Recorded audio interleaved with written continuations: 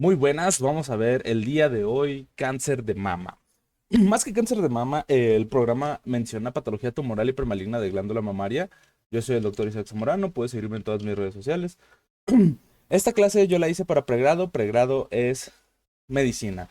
¿En qué semestre de medicina fue hecha en específico? Para estudiantes de tercer semestre. Entonces son para los primeros niveles, son para los bebecitos bebelines de tercer semestre. Si hay alguno de mis alumnos, pues ya les había comentado que les iba a subir las clases porque a mí no me interesa mucho tu calificación. A mí lo que me interesa es que tú que aprendas y que tengas este conocimiento. Todo esto está en guías, está en libros. Yo lo único que hago es darte desmenuzado el, el contenido con mi experiencia y lo que yo sé, ¿ok? Pero todo esto no lo digo yo, ya está en los libros y en todos los documentos, ¿ok? Yo lo único que hago es te facilito un poco al momento de entender esto. Estos son los temas que solicitan en el programa para poder ver. Lesiones precursores, presencia típica de doctor y reproducción de cáncer de detección oportuna de cáncer de mama, epidemiología, factores de riesgo, presentación clínica, variedades histológicas principales, clasificación molecular de cáncer de mama, evolución natural del cáncer de mama y relación a clasificación y utilidad del análisis centinela en el diagnóstico de metástasis. Entonces vamos a empezar como, pues, con las lesiones precursoras. ¿Qué es lo que sucede antes? Antes de llegar a cáncer, ya lo he mencionado en otros videos y lo he dicho muchas veces, el cáncer es de un tipo de célula, pero cuando nosotros hablamos de lesiones precursoras o carcinomas in situ, si ya habíamos visto que cáncer, ¿qué debe de tener? Debe tener la posibilidad de invadir, destruir y hacer metástasis. Así es como le decimos que es cáncer. Oye, pero aquí me está diciendo de cáncer in situ. Bueno, es que en base a la historia que hemos hecho y a los estudios que han realizado a lo largo del tiempo, hemos encontrado las alteraciones y la morfología es la forma de cómo se ven las células antes de que adquieran estas particularidades de invadir o hacer metástasis. Entonces, esas son todas estas lesiones precursoras. Estas lesiones precursoras son antes de convertirse en ello. ¿Ok? Todavía no lo invaden, pero van a ir a convertirse para allá hasta que lo quites. Y pues afortunadamente, pues ya que te lo quitan, ya lo puedo ver y ya lo podemos decir que, efectivamente lo tenías, pero hay que vigilarte. ¿Ok? Entonces, aquí hay que comprender que, de nuevo, la mama está compuesta por dos tipos específicos muy, muy, muy claros de estructuras. Uno que son los ductos y otros que son los ductos y otro que son los alveolos. Aquí lo que tenemos es, por ejemplo, una ductografía, donde aquí lo que hacen es a través del pezón le ponen material de contraste y podemos ver todos los ductos que tiene la mama, ¿no? Y pues prácticamente donde se produce la leche o el material lácteo, eh, muy raro decirlo, pero donde se produce la leche, calostro y todo lo que produce la mama para poder amamantar a su bebé, pues viene de los alveolos y este tiene que ir a través de los conductos para poder salir en el pezón. No sé, no.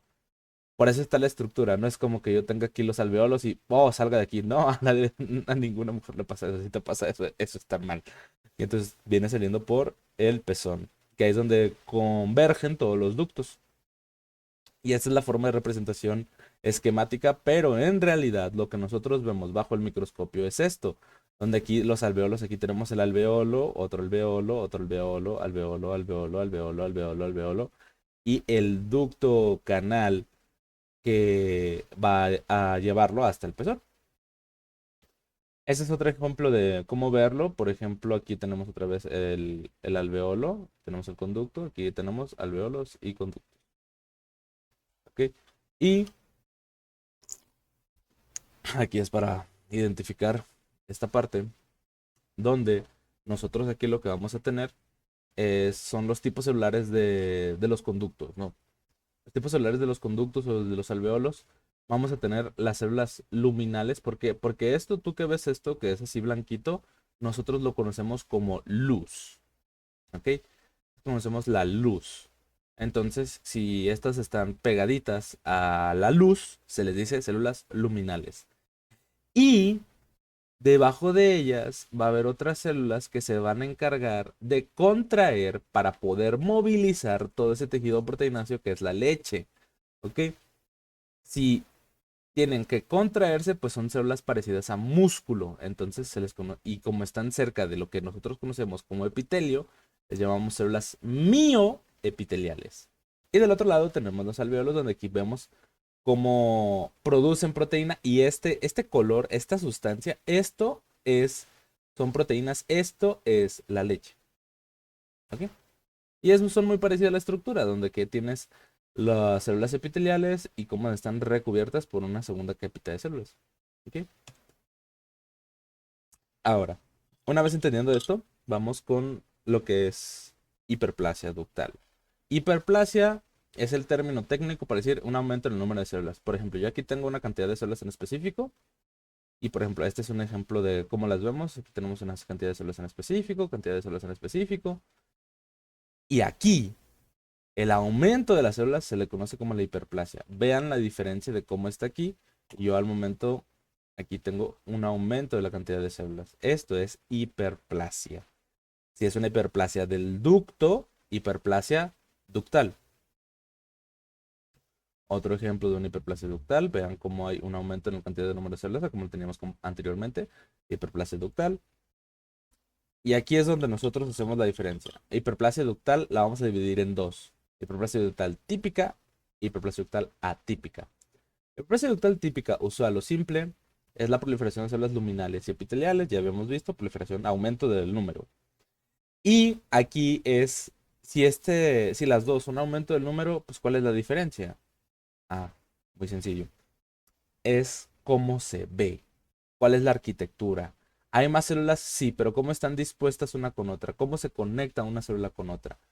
En la hiperplasia ductal típica es una cuestión desordenada. ¿Ok? ¿A qué nos referimos con esto? Tú ves esto y solamente ves un montón de células apelotonadas unas sobre otras. ¿Ok? Ese es la parte de cohesión desordenada. Puede estar fenestrado, sólido micropapilar. No nos vamos a meter mucho en esto ya es para especialidad. En la citología van a tener diferente tamaño, citoplasma sinófilo, no abundante, núcleo ovoide, alargado, esto que autocorrector, asimétrico, cromatina finamente granular con núcleos pequeños, surcos nucleares, granos de café o pseudoinclusiones. ¿Qué es lo que nosotros vemos aquí? ¿Ok? Donde son de diferentes tamaños, los núcleos hay veces no podemos verlos alargados. Aquí tenemos uno que otro nucleolo, aquí lo ven, estos puntitos son los nucleolos. A veces hay unas que tienen así como surcos, como un granito de café, ¿ok? Que este está fenestrado, aquí tenemos un huequito, huequito, huequito, fenestrado, ¿ok? Entonces, esta es una hiperplasia, a pesar de que se vea muy variable, es una hiperplasia ductal típica, ¿ok? Típicamente así tiene que ser. Y en cambio, la hiperplasia ductal atípica es igual a proliferación, pero ahora la cohesión es ordenada. Ya no se ven un montón de células apelotonadas unas entre otras. Todo va a tener un orden. Y las variantes de sólido, cribiforme, micropapilar, puede haber puentes rígidos, de citología, son células bien definidas, monomórficas, o sea que tienen la misma forma, espaciadas, núcleo pequeño y redondo. Aquí la diferencia que tenemos es de estas, de que son diferentes y de cada una. Ah, pues en la otra van a ser iguales. ¿Por qué? Ya lo he comentado muchas veces y lo voy a seguir diciendo hasta que la gente lo comprenda. Cáncer viene de una sola célula. Si viene de una sola célula, en esta todas las células son diferentes. En cambio, aquí al ser la misma célula, todas van a ser iguales. Como todas son iguales, todas van a tener las mismas características, todas se van a parecer. ¿Ok? Entonces, yo, por ejemplo, de tener una hiperplasia ductal típica, donde tengo múltiples, tengo pseudoinclusiones, están alargaditas, yo lo que voy a empezar a tener, por ejemplo, otra pseudoinclusión, están alargaditas con nucleolos. Igual están todas apelotonadas, están unas muy pegaditas de otras, hay unas incluso hasta encima de otras. Yo lo que voy a tener es esto. Células muy, muy, muy bien ordenadas, todas muy redonditas, todas chiquititas, todas muy iguales. Eso es una hiperplasia ductal atípica. Es normal que estén así, que varíen, pero que estén todas ordenadas. Eso es una hiperplasia ductal atípica. Esto es lo que a mí me tiene que preocupar. Que todas estén muy redonditas, muy ordenadas, cada una se respeta su lugar entre otras. Eso es lo que a mí me tiene que llamar la atención. Y otra vez, es lo mismo, muy redonditas, muy juntas unas entre otras, pero sin embargo cada una se respeta. Puedo distinguir que aquí hay una célula, aquí hay otra, otra, otra, otra, otra, otra, otra. ¿Ok? Eso es lo que nos llama la atención. ¿Ok? Ahora, ¿cuál es la diferencia entre una hiperplasia ductal atípica y un carcinoma ductal in situ? La hiperplasia ductal atípica va a ser cáncer, va para ser cáncer, ¿ok? ¿Cuál es el punto? ¿Cómo hago la diferencia entre esta y un carcinoma in situ? El tamaño. El tamaño. Solo metes el tamaño. Se ven exactamente iguales. Se va a ver exactamente igual. La diferencia es el tamaño. Menos de 2 milímetros o menos de 2 campos de alto poder. Hiperplasia ductal atípica. 2 milímetros o 2 campos de alto poder. Carcinoma ductal in situ. Es lo único. Es lo único. Campo de alto poder nos referimos a, a lo que uno ve en el microscopio. A uno que ve en el microscopio con un 40x, con 40x, que ese es el campo de alto poder. Si tengo toda esta estructura que yo estoy viendo aquí, y esto solamente lo veo en una parte de mi microscopio en 40x, hiperplasia ductal atípica. Pero en cambio, si yo tengo esto, cambio de zona y veo esto, ya es un cáncer in situ. Eso es, o lo medimos, o lo medimos. Así es, lo podemos medir las cosas. Con reglitas chiquitas, pero las medimos. Y de nuevo, todo patólogo que se respeta tiene que utilizar el Colegio Americano de Patología, donde aquí pues hay diferentes tipos, hay diferentes patrones. No nos vamos a detener mucho en esto porque esta es una clase de manera general, no es una clase para patólogos. ¿Ok? Si tú eres patólogo y llegaste aquí, puedes ver esto de forma, pues para cultivarte un poquito, ¿no? Eres totalmente bienvenido, colega nigromante. Por ejemplo, ¿cuáles son los patrones que vemos en carcinoma ductal in situ? Que sea cribiforme. Esto es una criba, ¿ok? Pero pues evidentemente no vas a ver algo totalmente así, ¿no? Sino que vas a ver un huequito, otro huequito, huequito cribiforme. La comedonecrosis, que, que prácticamente si uno recuerda un poco, la comedonecrosis viene de... Porque cuando estás estudiando derma y estás viendo acné y salen los comedones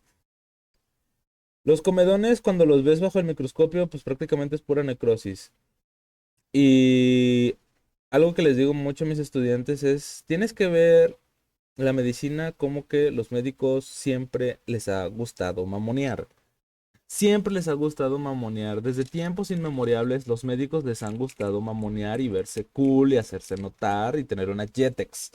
Ok, entonces, siguiendo esta lógica, los nombres que tienen todos son nombres, pues, para andar apantallando, impresionando, güey. Entonces, en lugar de decirle, pues tiene una necrosis central, pues dijeron, es comedonecrosis, güey, como lo que hay en los comedones de la piel. Pero es la misma mamada. Solamente es necrosis central. ¿Ok? Eso es necrosis central. Entonces, lo pusieron comedonecrosis. ¿Qué forma de papilas? ¿Qué forma de papilas? Hay otro variante que es micropapilar. Que el micropapilar es de que pues ya no vemos el tallo fibrovascular. Y las variantes sólida. ¿Ok? Esos son los que tienen. La enfermedad de Payet es diferente. La enfermedad de Payet es del pezón. Es directamente. Tienes esto, pero solamente está en pezón. Grado nuclear, uno 2 y 3 necrosis. Los grados nucleares, habíamos visto que pues todos van a ser iguales. Sí, sí, todos van a ser iguales.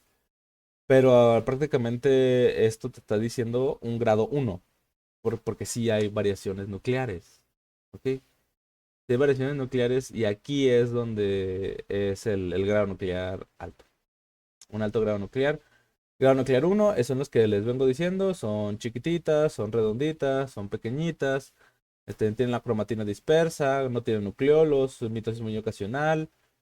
En cambio, el grado 3 tienen mucho pleomorfismo, son más grandes que una célula epitelial, que una célula epitelial normal. Por ejemplo, vean el tamaño de aquí de esta célula con el tamaño de esta otra. Este es otro conducto.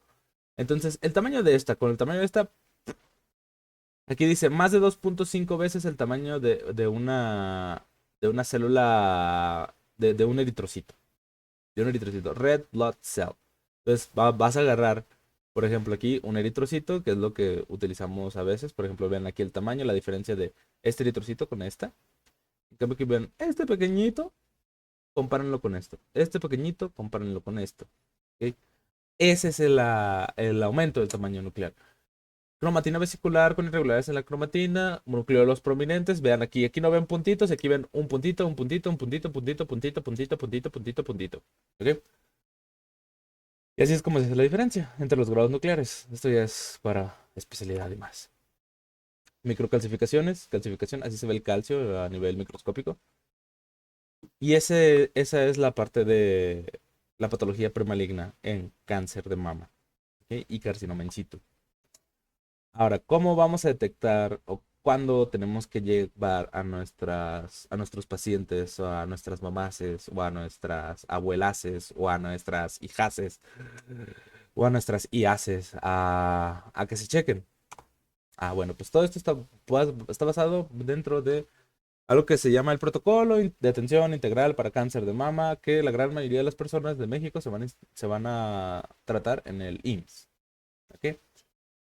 Este protocolo está dado para primer, segundo y tercer nivel. Si tú caíste aquí y vas a ser médico general o eres gine y obstre, bueno, pues y trabajas en IMSS, tienes que saberte esto sí o sí.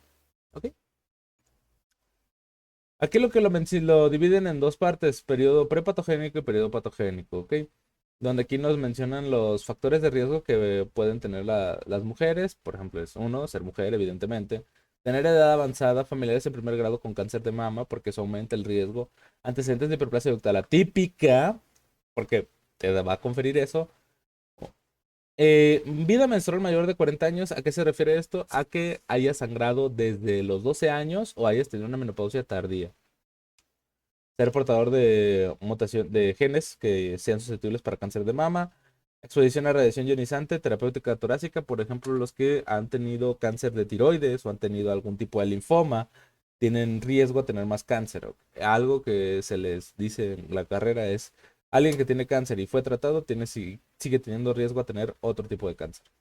Reproductivos que jamás haya parido, que jamás haya dado pecho, el primer embarazo a término después de los 35 años, que haya recibido una terapia hormonal de estrógenos y progesterona, ya se hace por menopausia, perimenopausia, posmenopáusica por más de 5 años, pero incluso aquí yo te agregaría, esto es porque te va a prolongar el hecho de estar con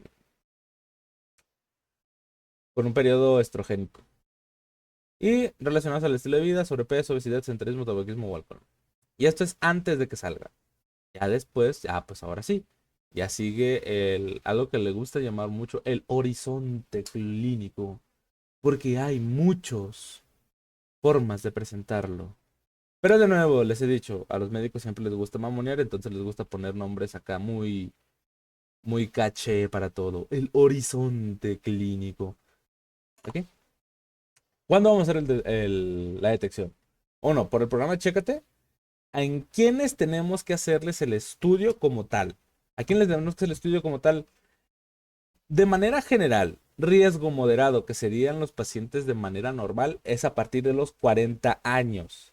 De 40 a 69 años es a la población normal. ¿Ok? Sin embargo, si tu mamá, que son familiares de primer grado, tienen cáncer de mama, tú vas a empezar a checarte desde los 25. Desde los 25 tienes que checarte. Si tienes una mamá o algún familiar de primer grado con cáncer de mama, o tuviste a alguien que tenía cáncer de mama, tú tienes que empezar a checarte a partir de los 25. Si no tienes a nadie, de los 40. Pero si tienes, a partir de los 25. Aquí este es, por ejemplo, si diagnosticaron cáncer de mama, por ejemplo, a alguien que muy joven, como los 29 años. Alguien joven de 29 años. Y eh, lo que se hace es un cálculo de restarle 5 años menos a la edad del diagnóstico. Por ejemplo, si la mamá tuvo cáncer de mama a los 29, pues si le quitamos 5 años y tú te tienes que revisar a los 24. ¿Ok? O cualquier paciente que tenga una exploración clínica normal, que tenga una bolita o algo por el estilo, hay que hacerle el estudio de la mamografía o mastografía. Aquí mismo vienen las técnicas de autoexploración. No nos vamos a detener mucho en esto. Si alguien quiere verlo, puede hacerlo, de cuáles son los pasos para poder autoexplorarse. Hay diferentes formas de hacer, la palpación incluso. Y es muy importante también al mismo tiempo hacer una exploración axilar. ¿Ok? Es lo que se tiene que hacer, una exploración axilar también. Y cualquier cosa tiene que acudir a su médico. La mastografía, nosotros la forma en la cual vamos a revisarles la mastografía es por una escala llamada BIRATS. Y la escala BIRATS tiene categorías. ¿Ok? Y hay veces donde ciertas pacientes dicen, ay, tengo un BIRATS 0, no me pasó nada. No, no. A ver, a ver, tía. A ver, tía, no es así, tía. Te pusieron 0, es porque no pudieron ver nada y hay que hacer otro estudio. Hacer más mastografías en diferente ángulo tal vez, ultrasonido o resonancia. Y hay que compararlas. Eso es lo que te dice la categoría 0 del BIRATS. De que se vio, no se ve nada, no puedo decirte nada, entonces necesito hacer otros estudios adicionales. El 1 es estudio negativo, ¿ok? 0% de probabilidad es el tamizaje. Aquí prácticamente es, si te sale pues sigue haciendo el tamizaje de rutina, ¿ok? Muy bien, no tiene nada, señora, la vemos el siguiente año. El 2 son hallazgos benignos. Hallazgos benignos como fibroadenomas, ¿ok? Hallazgos benignos como fibroadenomas que tienen un poquito de calcio y es como de, ok, no va a pasar nada. En teoría no va a pasar nada. Si te molesta o algo, lo podemos quitar, ¿ok? Pero pues ya es decisión tuya y quien te esté evaluando. La categoría 3 es probablemente benigno, ¿ok? Que tiene una probabilidad de menos del 2% de que sea cáncer. Pero algo que se me quedó muy grabado de un doctor, el doctor Santos, era un hombre, que él siempre con todas las pacientes llegaba y les decía así de, esa es una probabilidad de menos del 2%, pero aquí estamos hablando que puede que sea cáncer. Tú quieres estar segura, tú te quieres asegurar de si esto es cáncer o no. Digo, tú quieres estar segura, ¿no? Me imagino que quieres estar segura porque pues si es cáncer, pues ya no podemos hacerle más, pero si podemos diagnosticar cáncer desde ahorita, podemos tratarte y puedes tener tu vida normal. Entonces ahí es donde ya se le mete la idea a la paciente de que no, pues yo quiero estar segura. Y sí queremos estar seguros, ¿ok? Entonces para eso siguen los siguientes estudios, ¿no? Hacer un control más avanzado, si la lesión se mantiene estable, pues realizar una mastografía bilateral. Y si continúa con eso, pues sí, hay que seguirla evaluando, ¿no? Hay que seguir evaluando para que no progrese.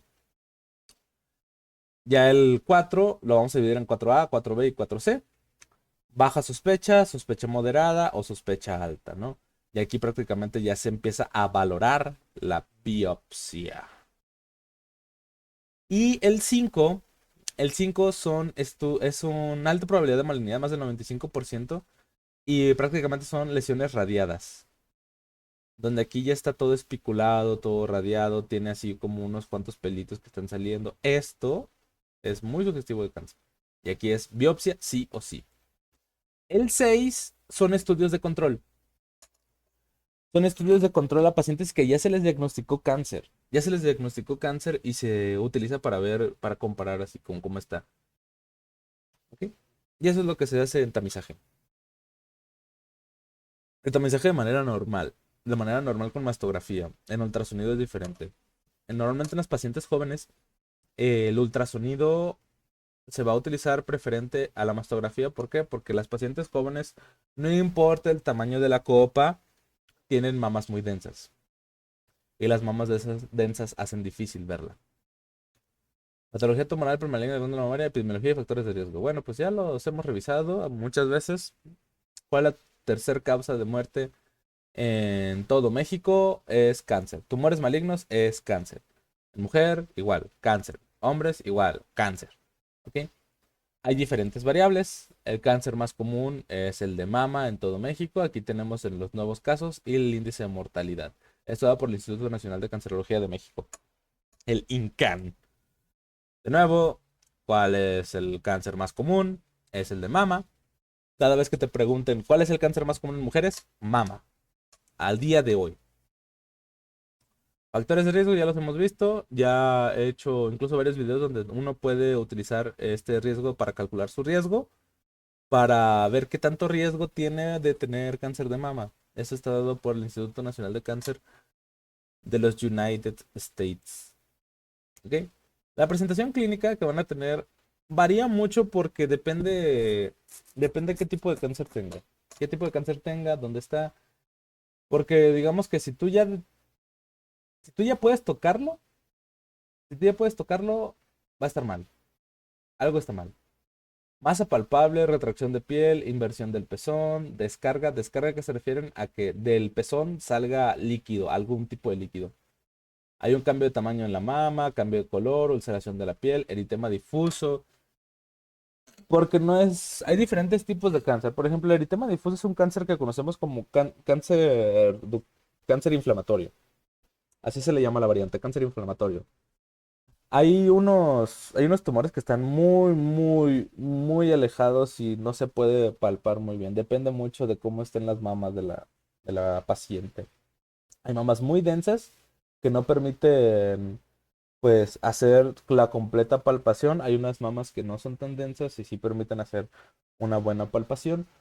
Pero sí, prácticamente si tú ya lo detectas es muy difícil, ya podría ser algo muy, muy avanzado. No digo que todas las bolitas que tú vayas a sentir en tu mamá sean cáncer, no, no, no me refiero a eso, sino que cuando ya hay retracción de la piel, inversión del pezón, hay un cambio de color de la piel ya se ve rara, eso está muy mal, eso está muy mal, está muy, muy mal, ahí muy probablemente el pronóstico vaya a ser muy malo. Puede que sea muy malo, pero hasta que quiten eso, no podemos asegurarnos de nada.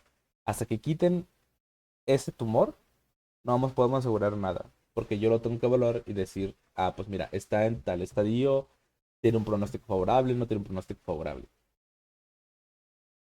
Por eso vamos a ver las variedades histológicas. ¿Cuáles son los principales? Carcinoma ductal y lobulillar. El principal cáncer de mama es el carcinoma ductal. ¿Ok? Cuando decimos que ya es un ductal invasor, cuando traspasa las membranas basales. Habíamos visto que hay una línea de células mioepiteliales y también hay una membrana basal. Cuando traspasa esa línea es cáncer invasor. ¿Ok? Por ejemplo, aquí lo que tenemos está aquí donde habíamos visto en las anteriores, donde había estas células mioepiteliales. Si somos muy juiciosos y vamos viendo, pues no hay células mioepiteliales. Entonces, este es un cáncer invasor. Y hay diferentes tipos, ¿ok? Hay diferentes tipos de cáncer de mama. Micropapilar, mucinoso, apócrino, metaplásico, encapsulado, sólido, papilar, intraductal, adenoide, neuroendocrinos, pero el más común es el ductal y el ductal es el NST, No Special Type, carcinoma invasor de tipo no especial, ese es el ductal. ¿Ok? Utilizamos una gradificación que se le llama la gradificación de Nottingham, donde aquí lo que hacemos es cantidad de túbulos y qué tantos túbulos está formando, cómo vemos el pleomorfismo nuclear y la cantidad de tamaño y mitosis. Aquí, eso es lo que utilizamos para poder gradificarlo. Y Hay diferentes variables, hay diferentes variantes que son todas estas, ¿no? Que son todas estas que se forma túbulos, invasivo, cribiforme, mucinoso, pero la gran mayoría va a estar a menos de los que me ha tocado a mí revisar, han estado, han sido NST, donde están en una variante muy normal, o sea, sí forman túbulos. Muy raramente me tocan de T3, casi siempre están en T2. Y un N de 1 a 2. El 3 es muy difícil a menos a mí no es muy común que me salga. En cuestión de cuando vas con un doctor, hay doctores que son muy salados y le salen puras cosas muy malas. Yo jamás he sido salado, afortunadamente. Jamás. Jamás. Siempre me han salido cosas muy nobles. Siempre me han salido. Cada vez que veo uno de estos es como de, mira, está muy. Va a tener un pronóstico favorable el paciente. O sea, sí tiene cáncer, pero le va a ir bien. Y lobulillar, la diferencia del ductal y del lobulillar es que uno viene de los ductos y el otro viene de los alveolos, ¿ok? Aquí lo que sucede mucho es que las células se van a soltar. No van a estar todas juntas como aquí. Aquí vemos las células todas juntas, todas pegadas unas con otras. Aquí no, aquí vemos células sueltitas. El problema del lobulillar es que no va a ser una masa como tal, no va a ser un tumor como tal, sino que este va a estar dentro de toda la mama. Por eso es muy difícil o muy complicado los lobulillares de tratar. De tratar son muy difíciles y también son muy difíciles de operar porque no hacen una bola. Digamos que como son células sueltitas, puede que una de las células esté por allá, esté en otro lado. ¿Sí? Aquí el problema radica en cuestión de patología es que todas estas células que van a ser tumores, que son células cancerígenas, son muy parecidas a linfocitos. Entonces uno tiene que saber muy juicioso al momento de evaluar estas. Ahora sí, vamos con la clasificación molecular. La calificación molecular en búsqueda de blancos terapéuticos, aquí lo que hacemos en la clasificación molecular es vamos a pedir la inmunohistoquímica. La inmunohistoquímica, y porque dice blancos terapéuticos, es a saber qué es lo que hace que este tumor crezca, qué es lo que hace que este cáncer crezca. ¿Sí? Entonces lo que normalmente hacemos es pedimos receptores de estrógenos y progesterona. ¿Por qué? Porque está estudiado que la mayoría del cáncer de mama va a crecer con estrógenos y progesterona. Entonces tenemos que pedir estrógenos y progesterona para ver esas células captan estrógenos o captan progesterona. Y si lo captan, pues ¿cuál sería el tratamiento muy sencillo? Quítale estrógenos y progesterona. Eso es, para eso sirve esta inmunistoquímica, para eso son. Por eso hay que pedir estrógenos y progesterona. ¿Para qué? Para ver si se va a beneficiar de, de justamente esto. Y en base a ello tenemos estos 4 subtipos moleculares, ¿no? Estos 4 subtipos moleculares que pedían luminal A, luminal B, HER2 y basal. En función de el grado histológico y la positividad a los receptores. ¿Ok? ¿Y qué tipo de terapia se le puede ofertar? Pues terapia hormonal, si son positivos estrógenos y progesterona, pues vamos a darles terapia hormonal. Si son positivos a HER2, podemos darle de tratamiento anti-HER2 o si ya tenemos que darles quimioterapia, ¿no? Evidentemente aquí, como lo pueden ver en este gráfico, entre más positivos estrógenos y progesterona, les va mejor. ¿Por qué? Porque das tratamiento contra ellos y les va muy bien. La diferencia es que el fenotipo basal es que no es positivo ni a estrógenos, ni a progesterona, ni a HER2. Algo que se le conoce como triple negativo. Es el fenotipo basal. ¿Ok? Porque que salga triple negativo no quiere decir que sea algo bueno. Que sea triple negativo significa que este tumor crece, pero no sabemos qué es lo que utiliza para crecer. A día de hoy, incluso hay estudios que lo que buscan es categorizar y buscan qué tipo de, qué tipo de receptores podemos utilizar para poder identificar a qué es lo que crece. Hay unos que incluso ya dicen, fenotipo basal y lo que responde es a andrógenos. No estrógenos, andrógenos. Pero eso ya es tema para otro día. Hay estudios que se utilizan para poder categorizar genéticamente estos tipos, estos subtipos moleculares, ¿ok? Y puedes mandar para ver justamente en qué categoría estarías y qué supervivencia tendrías. ¿Cuál sería qué tan favorable va a ser para ti? ¿Ok? Donde están los clusters. Los clusters que los dividieron en 10 alteraciones. Y una cosa es lo que sea el clúster, la alteración de genética, los biomarcadores y el subtipo en base al PAM50, que es otro estudio que se utilizó para ello, ¿no? Y aquí es como ver pues cuál es la supervivencia de cada uno, ¿no? Los los triple negativos, como les digo, hay unas variantes donde a pesar de ser triple negativo, es favorable, les va a ir bien, que les pueda ir bien, que son los de bajo grado. Pero sin embargo, hay unos que son triple negativos de alto grado, que son de alto riesgo, que estos sí tienen un pronóstico muy desfavorable. ¿Ok? Aquí son las variantes que nosotros tenemos, que yo tengo que ver como patólogo para poder identificar, mira, tiene cáncer de mama, pero es adenoideo quístico. Ok, va a ser tiene triple negativo, pero le va a ir bien. No le va a ir, puede que haya progresado, pero en general le va a ir bien. Pero esto solamente es hasta que uno lo observe. La evolución natural de cáncer en relación con la estratificación clínica. Esta es la clasificación que se utiliza en la AJCC para poder clasificarlo. ¿Ok? Donde aquí va en función de qué tan grande es el tamaño del tumor. ¿Ok? Y ya si invade piel o pectoral.